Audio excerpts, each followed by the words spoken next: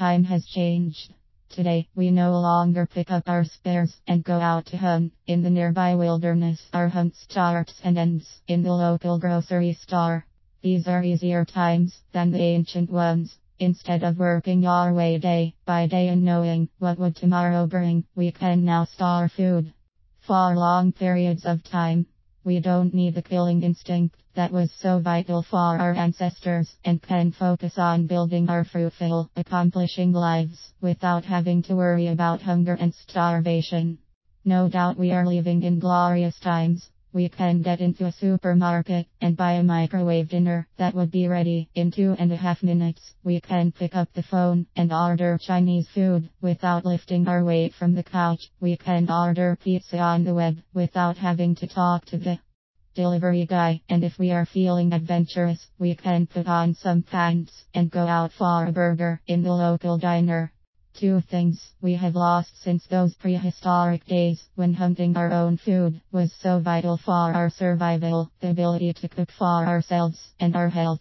If you would look around you, you could see more and more people so occupied with their careers and lives that they don't have the time to cook for themselves and thus never acquire the needed skills for the task. They can build fancy working tables and diagrams, but couldn't boil an egg if their life were dependent on it.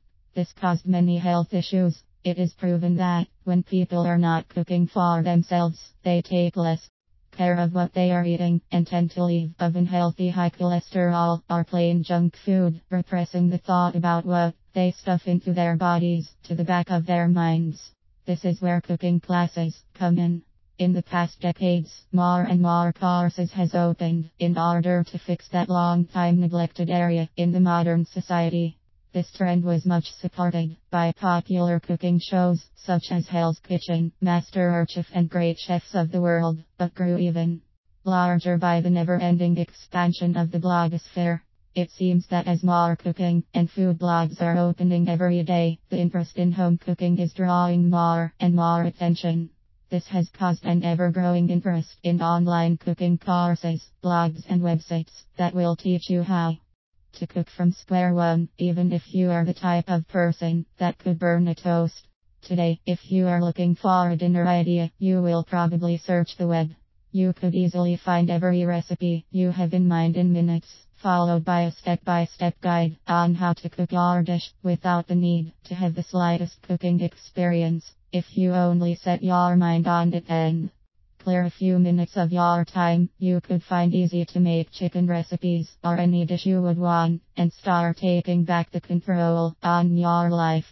But even if you do decide to do so, bear in mind that cooking, like any other skill, is an acquired art. So if you are new to cooking for yourself, don't jump ahead of yourself and try too complicated recipes. This could only bring you down and make you regret you even tried cooking by yourself.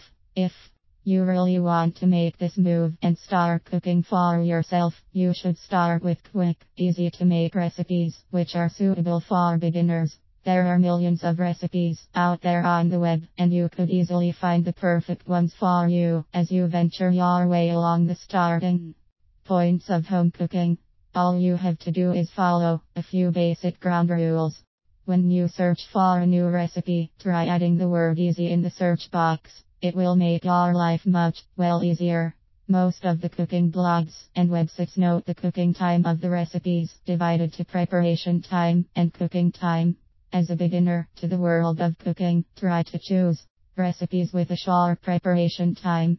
Have a look on the ingredient list. Usually short list means an easier to handle recipe. If your dish doesn't look exactly as the one in the recipe, don't let it bring you down. Try to remember that the dishes you see are usually made by professionals and the pictures are taken by experienced photographers. In fact, most of the dishes you see out there are not really edible.